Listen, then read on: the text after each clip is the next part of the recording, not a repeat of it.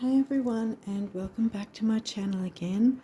I'm continuing with the readings like I did last month. Hopefully they'll be helpful to some people. Um, but anyway, what I'm doing here is having a look at what astrology we might need to look into for each rising sign. And so this one will be for the Taurus risers, and we're going to be working with the Arcana of Astrology, this deck, and 3 other decks. We'll be then looking into the astrology reading cards that have different, like the planets, houses, and signs. Then we'll be looking at the numinous astro deck, and then for the fourth and last part of the astrology for the reading, we're looking at the star codes astro deck to see what messages want to come through for the Taurus rising for this video.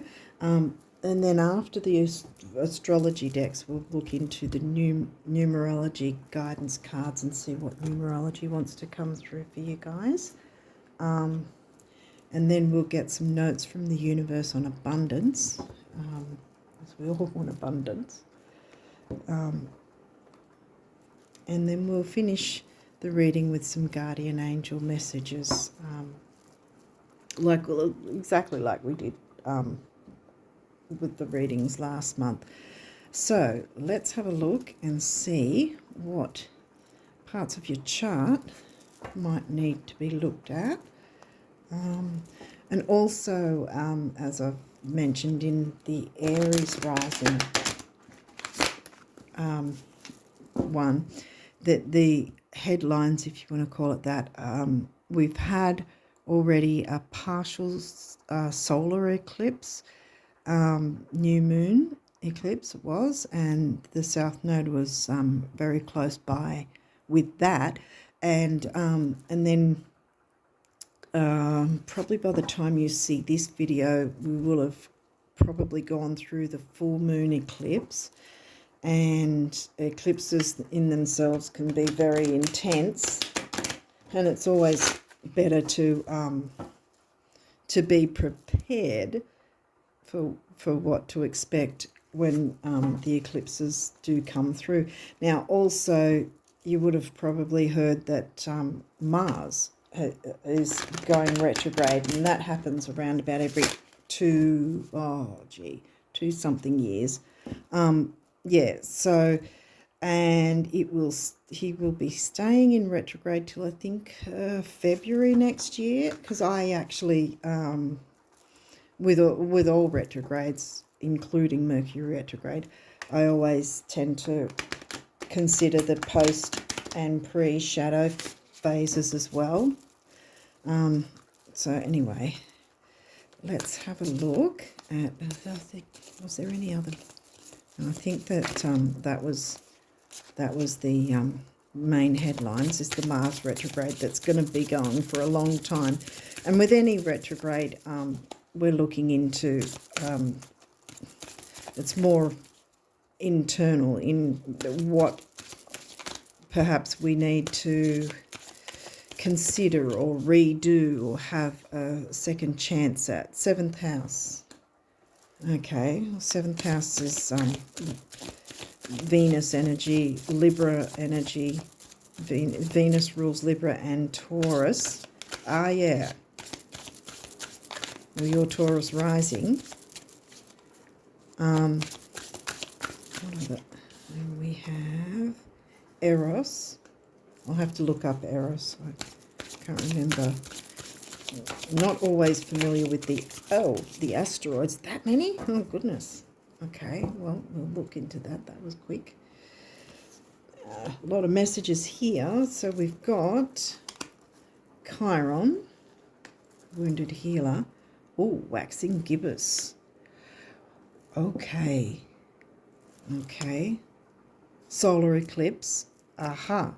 So something happened perhaps around the recent solar eclipse, or it hasn't fully happened yet, it's about to, or it's starting to. So that's the thing with the eclipses.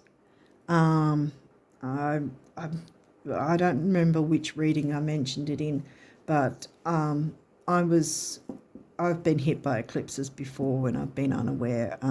Previously, it's not pleasant. But there was an eclipse, I think, so a few years back in June, I think it was, but I didn't get the effects of it until August, mid-August. So this was, and again, this happened. The solar eclipse happened around the recent new moon phase. There's a waxing gibbous though as well. Okay, so you might want to consider that time frame as well. That might be relevant for you. Ascendant, well, that's you, Taurus rising. So we're looking at that as well. We have second house. Well, the second house is Taurus energy. That's about money, self-worth. And again, it's ruled by Venus. So you've got 7th and 2nd, both ruled by Venus. What's this one? Scorpio. Ooh.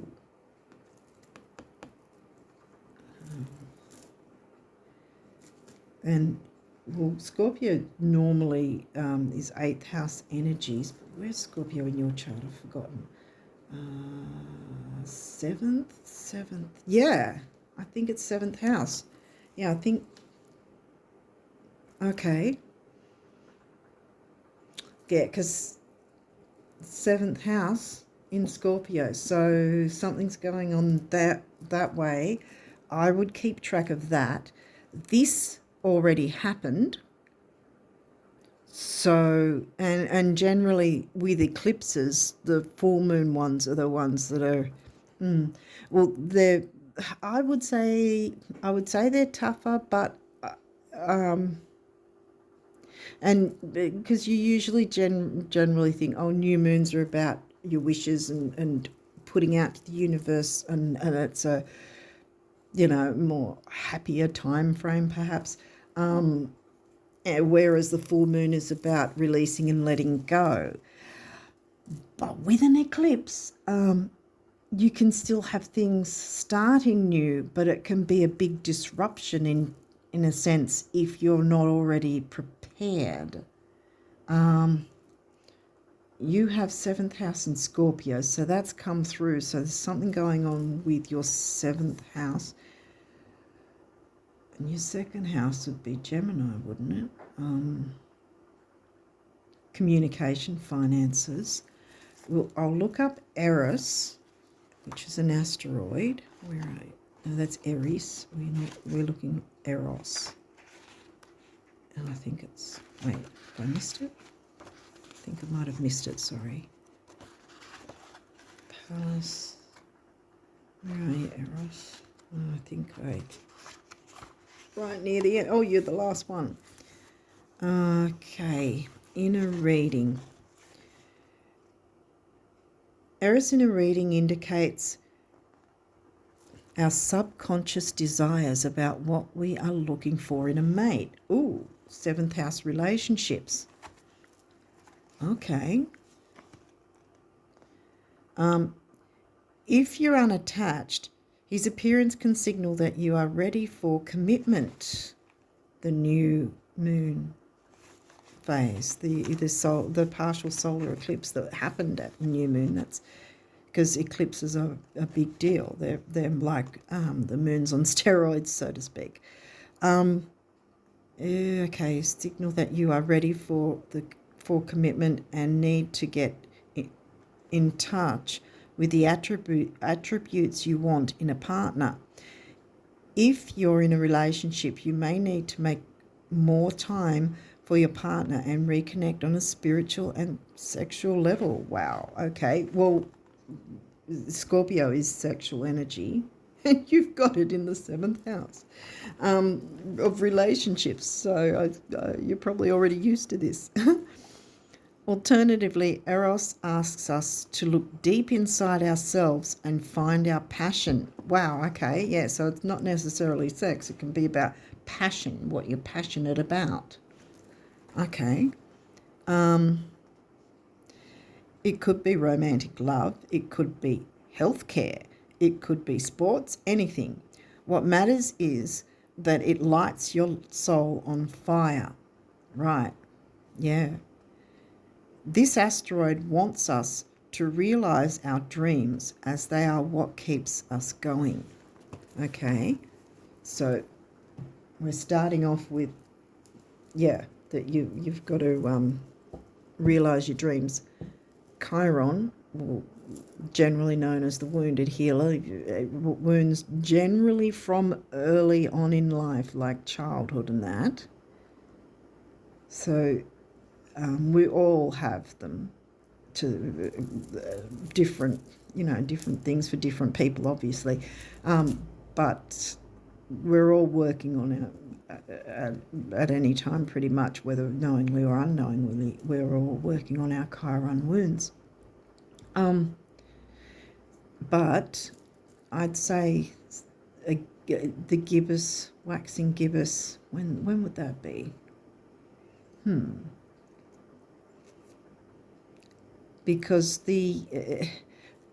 when you've got a first quarter and a third quarter moon, they're literally right smack bang in the middle of either side of the new or full moon. So you've got your new moon, then you've got your first quarter, then your full, then your third quarter, and back. So it's in between.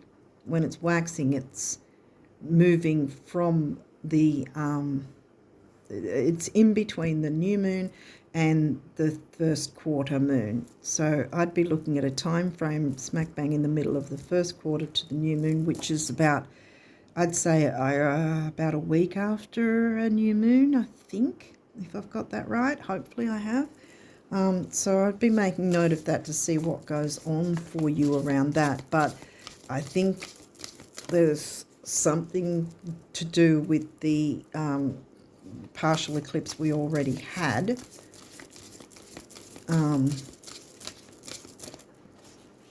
Because it was considered as a partial solar eclipse.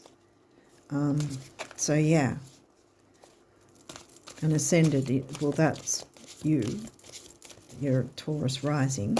Okay, what other messages can we get for the Taurus risers?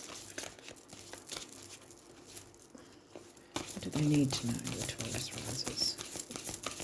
What do you want them to know?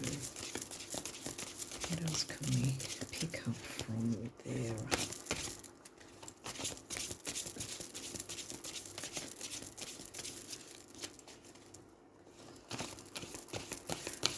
I mean, the second house has come through, but it's only so far come through once. The moon. Okay. Your unconscious, sensitive, inner emotions and responses. Okay. Well, we're talking about the moon phases here anyway, so yeah. We haven't got fourth house or the Cancerian sign that the moon governs yet. So we'll keep going and see what else comes through. Scorpio. Okay. Oh, here we've got Scorpio, 7th house, Scorpio. I think we've got something to do with your 7th house in Scorpio.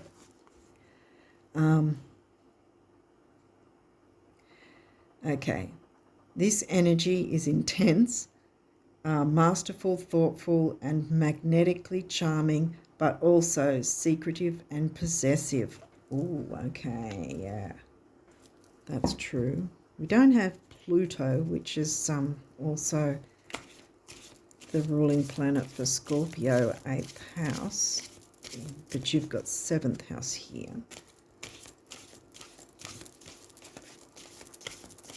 Okay, so definitely something's going on with your 7th house. So look into what's in your 7th house. Keep track of when the next waxing gibbous moon is. And maybe also consider the previous one from when the solar eclipse happened. Like maybe something was triggered, like something started up at that time. I mean, you can Google when that happened, but it's generally, if I've got it right, it's like a week after the new moon, the waxing gibbous. And if nothing seemed to be significant around that time, keep track of the next one, and see what transpires, as they call it. Is there any other messages for the Taurus risers from this deck? Oop.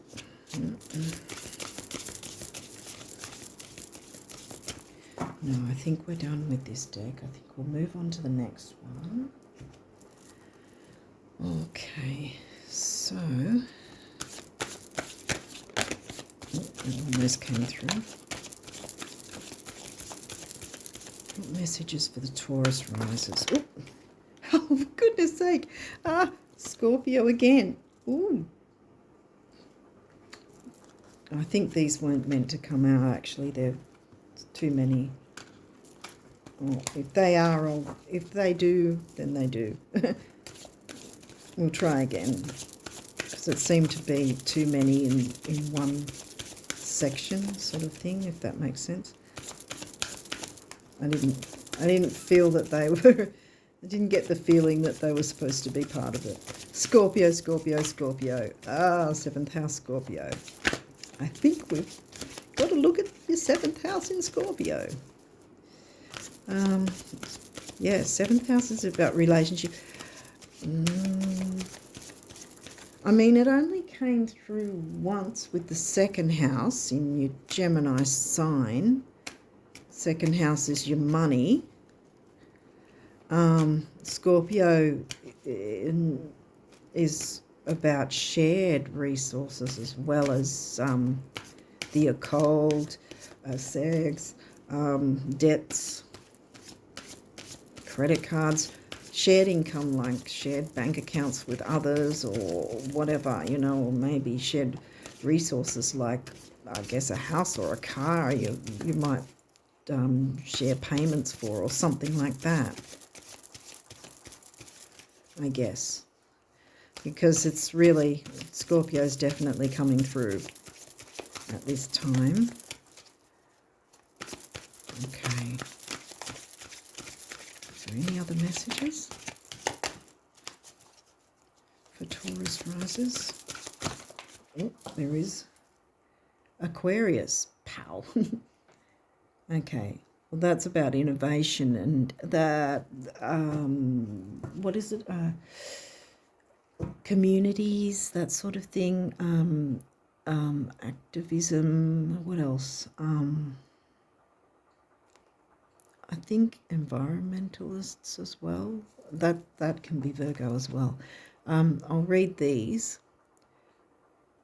Experimental, rational, unique, liberal, electric, group-orientated, like, you know, communities, humanitarian, free, radical, eccentric, diverse, futuristic, utopian, idiosyncratic, disruptive, edgy, detached.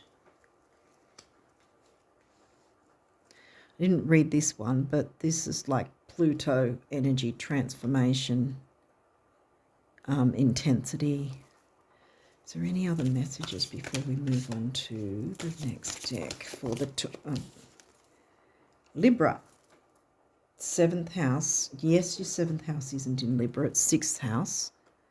You don't have sixth house in here yet.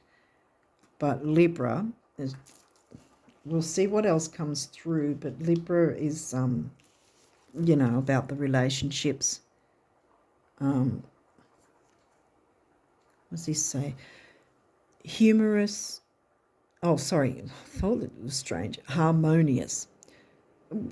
Cooperative, balanced, socially aware, artistic, people-pleasing, fair, idealistic, aesthetic, choosy, aspirational, geometric, graceful, considerate, obliging, indecisive, judgmental, flattering. I wouldn't have thought Librans to be judgmental.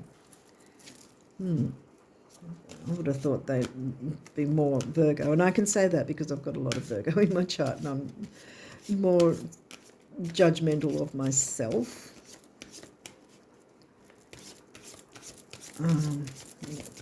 Okay, I think we're done for now. Let's see if Libra comes through again. But if it doesn't, I'm guessing it's probably reiterating the 7th house energies, because like I said, 7th house is Libran energy anyway. So it might just be reiterating that for you. Okay. Oh, this turned up this way. 3rd house. What have we got here? North Node. Oh. Okay. Is there any other messages before I grab the book? Any other messages Taurus risers need to know? So 3rd house is about communication. And it's the Gemini sign. I think Gemini was one of those cards that came through earlier in the consecutive that I didn't really feel it was part of it. Okay, you look like you want Leo. Oh, in reverse. Okay. Are we done with it yet? Leo shine.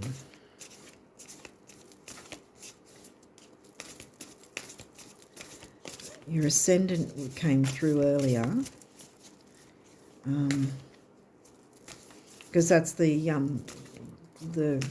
mask you put on to show what you show the world. Leo shine, but it's actually in reverse because this deck has reversals. We'll have a look and see what these guys have to say. We've got 3rd house also in reverse. 3rd house is Gemini-related communication, which is interesting because your 2nd house is in Gemini. You've got the intensity of Scorpio, 1, 2, where is it? 3, wasn't it? It was your...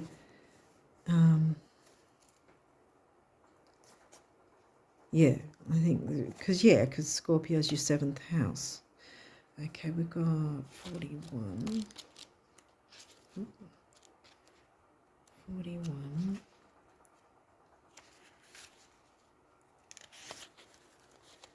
Third house, now it's in reverse, so that's the challenge.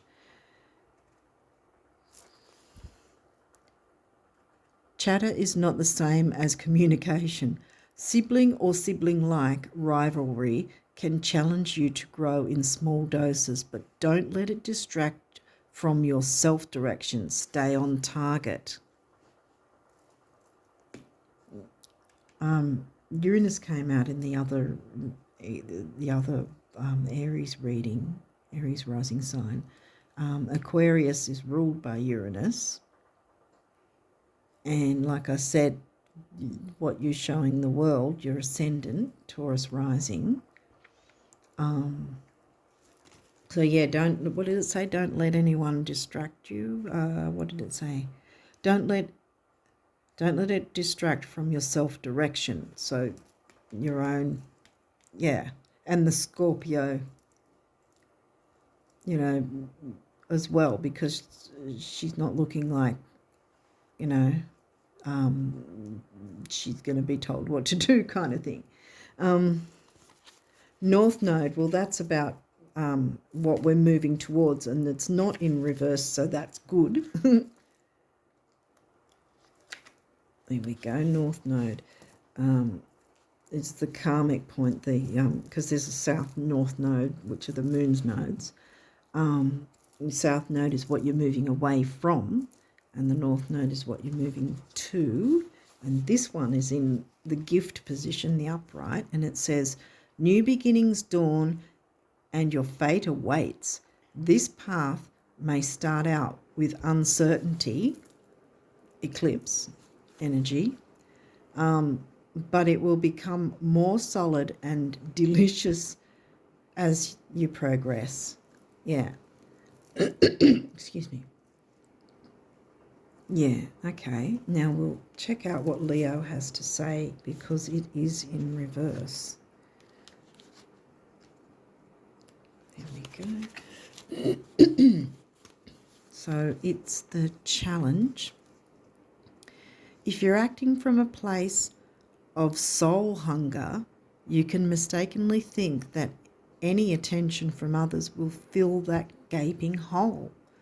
Not all attention is good attention. Stubbornness, the fear of being wrong, or the desire to be, the fear of being wrong, that might be. Well, we don't have Saturn, but we do have, we've got Chiron, and we've got the Libra, because Libras can fear, I guess,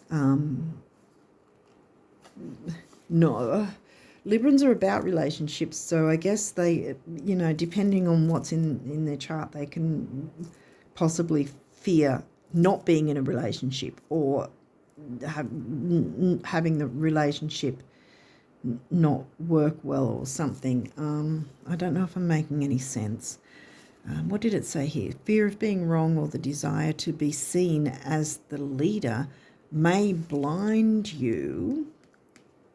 The leader, okay, may blind you to what is urgently needed. Melodrama can disconnect you from the real feelings involved. Well, there's the intensity of Scorpio.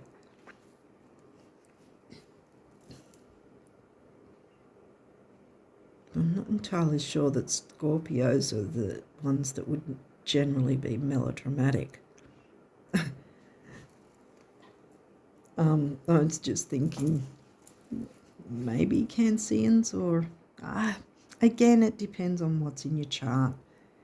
You did have the moon come out.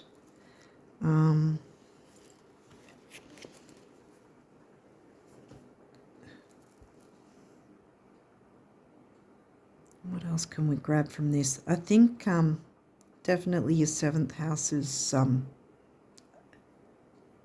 has a lot going on at this point. Scorpio has come through quite a bit. So I think, and I think the Libra is just the Libran energy of the 7th house, because otherwise it would have come through by now. I might just see if there's one or two more cards from here. See if there's any more messages for... Oh, I said one or two and two threw out. Okay, so what have we got here? Vesta and midheaven. Vesta's home and hearth, and that's also Cancerian-like energy, 4th house. The moon governs the Cancer energy and 4th house. Your midheaven generally is on or near the 9th or 10th house, and that is about your career. The opposite spectrum is home and hearth, your home life. So your career life, your home life, your ascendant, your descendant. But you haven't had the descendant come up in here, so we won't talk that. We won't confuse matters. Yeah, okay. Well, I did read the others, so I might as well read these for you as well, because this is in reverse too. We've got 32. And Vesta is in reverse, so Vesta is challenge. Vesta, is that wants? No, Vesta warns you to share yourself rather than sacrifice yourself. Wow. Okay. I was just seeing if there was anything adding to that. Your hard work at holding the situation together may be ignored or taken for granted unless you know your worth. Wow, okay. Yeah, see, that's a Libran thing too, actually. The Libran energy is self-worth issues from time to time. and it's telling you to move away from there because you've got your north node, which will moving towards your north node and clearing self-worth issues is going to help you start healing your Chiron. Now we've got 36 midheaven, which, like I said, is your work life, and that's upright, so that's not going to be a challenge. That's they called a gift in this guidebook. Okay, so midheaven, gift. Underneath all worldly sense of ambition is a soul's longing to live out its potential. Listen to the call. Live out your potential. Yeah. I think it's saying, because it's not really, yeah, see, I think this is telling you to pretty much to go for it and not be afraid.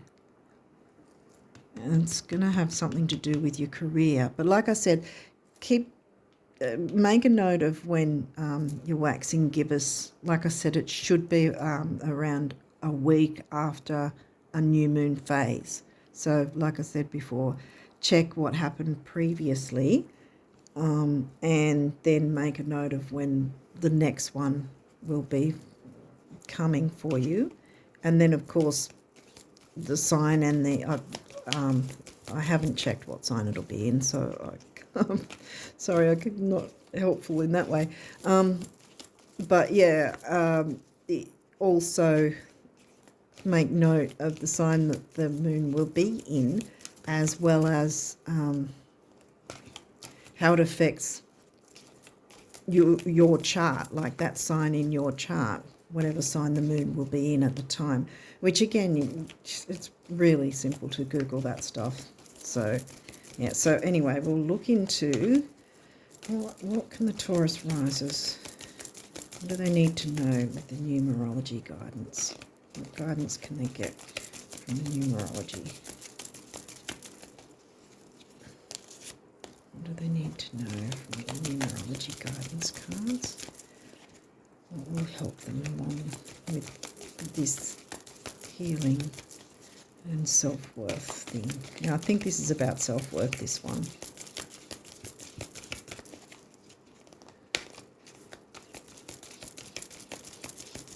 Something to do with career too, because if your career's working out, that again will give you reason to feel a sense of self-worth if things are working out. And we've got Mars retrograde, so things will move slower because the retrogrades always ask us to look inward in a sense to see what's going on for us and how maybe we can work around things to to benefit it in the long run, because that's what the movement of the planets is doing. It's always guiding us, giving us an idea of what energies we can work with to improve our lives, for our betterment, if that makes sense. Okay, sorry, I'm babbling again. We've got 71 health. Well, self-worth, for starters. Did health come through home and hearth? I thought health came through. I might be wrong. Okay. What are the messages for the Taurus risers? Any other messages for the Taurus risers? Change.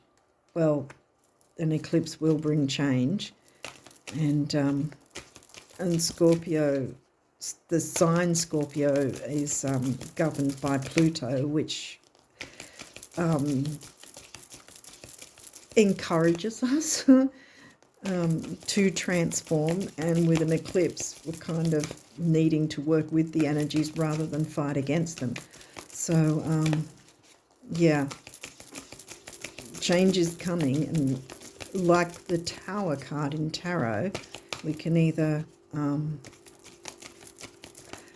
maneuver the change ourselves in a sense and be aware of it and know how to, so we know how the best way forward might be for us, what we can do to facilitate the change so that it's less dramatic and painful for us. Is there any other messages from the numerology guidance cards for the Taurus risers? Any other messages? No, I think we're done with that for now. Oops, sorry.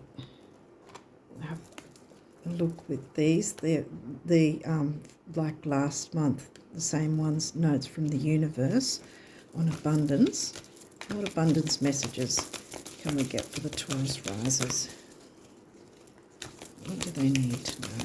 What will help them through this time with their self-worth and bringing abundance in, having their mid-heaven energy work for them?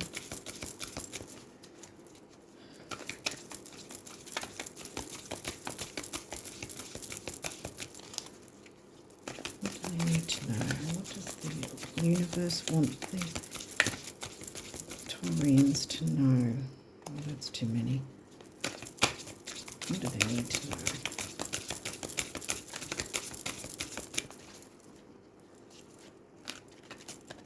Oop.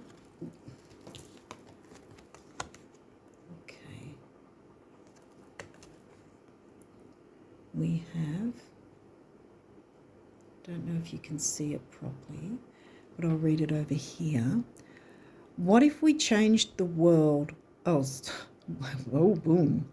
What if we changed the word work, midheaven, work life, to dance with life, and instead of viewing it as an alternative to fishing or a way of paying our dues, we saw it as a chance to meet a parade of new friends, Aquarius,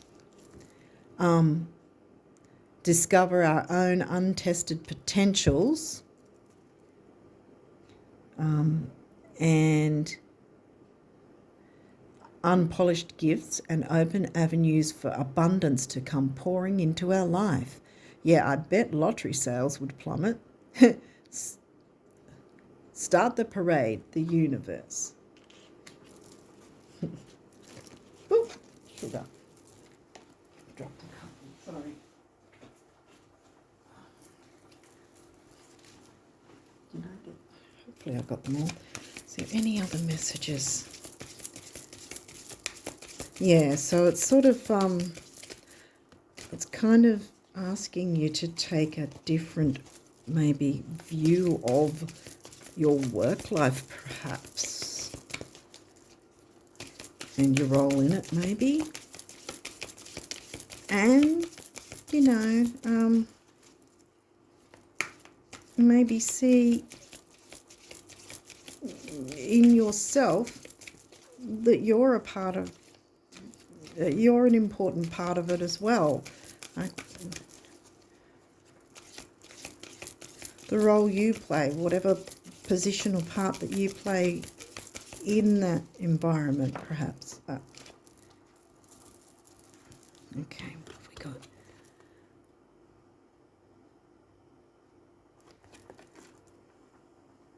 Sorry, it went upside down.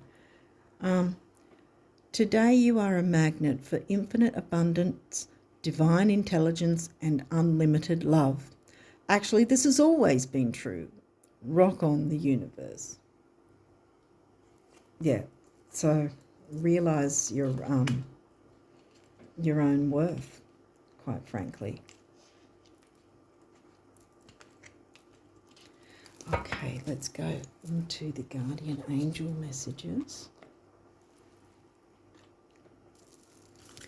Hopefully this has made sense, but yeah, just keep track of the time frames and see what might happen, because that's the only way to see how the energies might play out for you and what what do you call it? What patterns may be emerging or might come through from month to month, perhaps. Okay, what have we got? Breakthrough.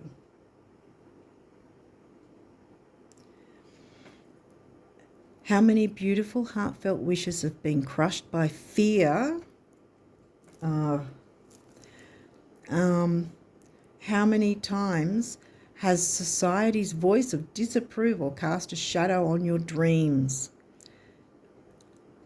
It is time to break free, which is Uranus Aquarius energy. Time to break free of these false beliefs and realize your dreams. Or breaking free, moving towards your North Node and clearing the way for your Chiron wounds to start healing.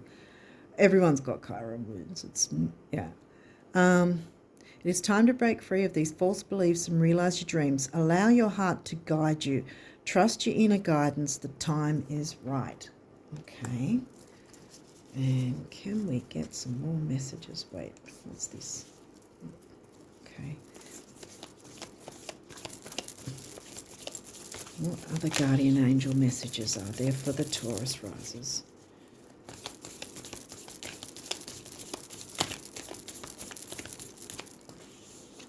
We'll have a look. Trust.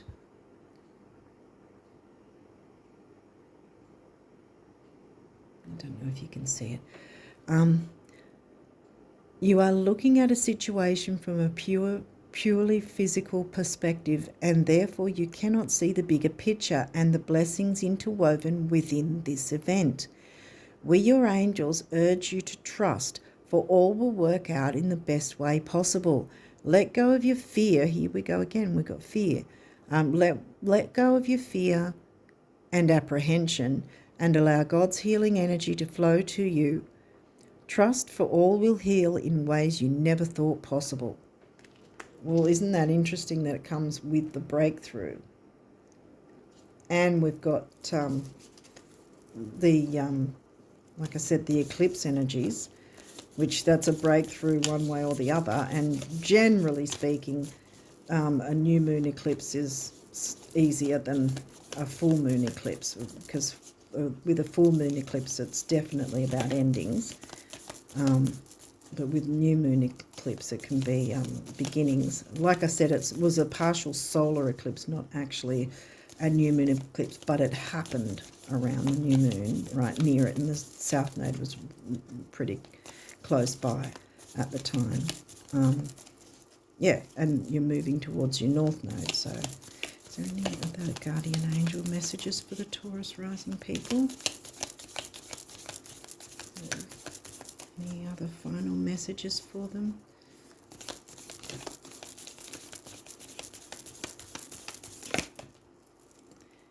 Encouragement.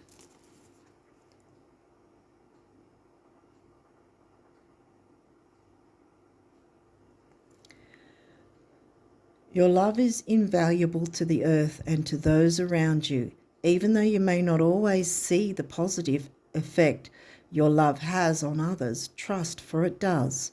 Each time you offer love through a loving gesture, thought, or word, you plant a seed of love, and love always generates more love. Trust and continue your loving work. I think that's probably about it. I'll see if there's any. Oh, there's one more. Inner child. Ah, yes. I thought there was another one that wanted to come through, because that's about healing your Chiron wounds. I mean, generally the Chiron wounds happen or come about from earlier on in life, and generally from childhood as well. So I think I did already show it. Anyway, inner child. Nurture your inner child and begin to express the awesome beauty you hold within you. We live in a world where a formula exists for everything, yet love and creativity have no formula. They do not need to be studied, simply nurtured. Regularly set aside some time to just play. Yeah, so with the intensity of Scorpio's 7th house, yeah, you're going to need to have a kind of a release time in a sense. And, you know, it is actually productive to have some quality time for yourself and enjoy, you know, just watch some funny show or something, or do something where it's not intensity, where it's just having fun for the sake of it, just to break up the monotony so that things aren't so intense and serious. So I hope this has helped in some way, and I really wish you all the best. And yeah, take care of you first, and then you're going to see the blessings and breakthroughs and everything, abundance that you rightfully deserve will come your way. I wish you all the best. Until next time, take care. Bye-bye for now.